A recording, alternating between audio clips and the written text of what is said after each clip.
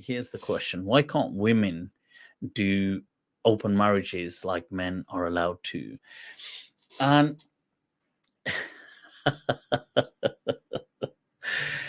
you see, this is a fascinating question, because it's one of those things you're not allowed to say, because the day and age is becoming. But honest, like, if you look at even the scientific data across species, don't just pick any species. Across species, female species are monogamous. Now, that doesn't mean that they wouldn't mind. It doesn't mean they wouldn't mind. You see, often you see women saying, "Oh no, we're polygamous," but I genuinely still don't believe it. I don't believe that women are polygamous. That they may be, because of the culture, are thinking, or they may be sold the idea that, sure, like, I wouldn't mind. Like, let's say, for example, they have a husband and they feel that, oh, Salman Khan or Brad Pitt is a handsome actor. I wouldn't mind sleeping with him.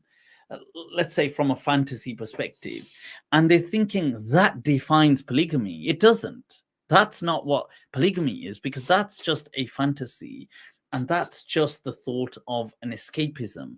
It's not a realized reality.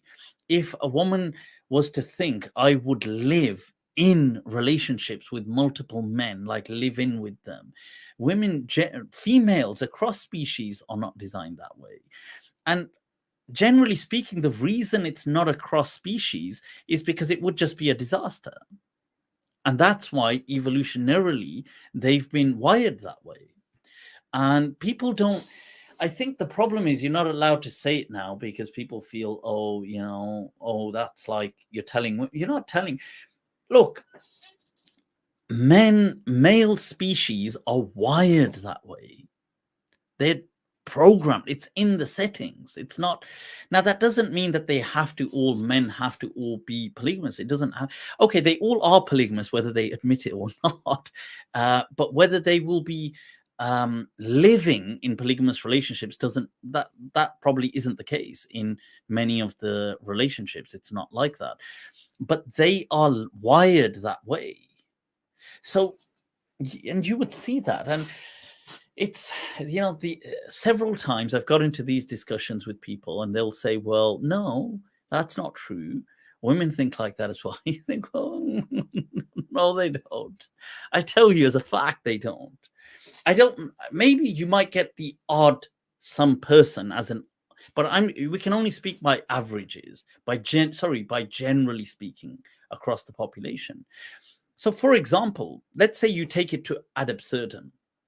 And this is where often because it's by peripheralizing something, you can see the boundaries very clearly. So let's say, now this may sound absurd, but you take it to a fantasy level. Now, let's say a man was to be given this kind of hypothetical option that he was to be submerged amidst 100 women sexually, one man to be submerged in that as a hypothesis.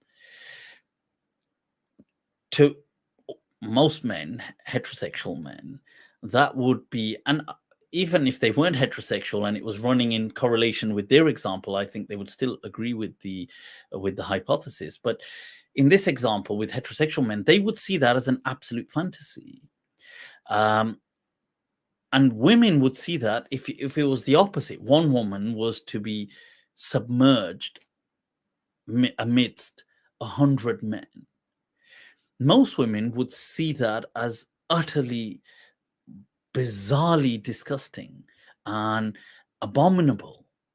They would see that as they would see it as an utter violation.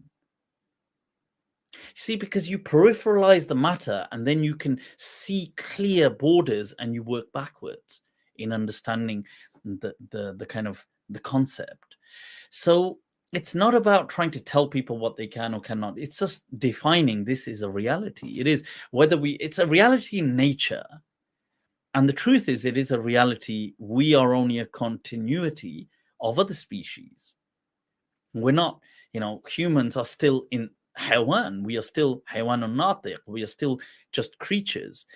And to assume that we somehow radically defy all the laws of nature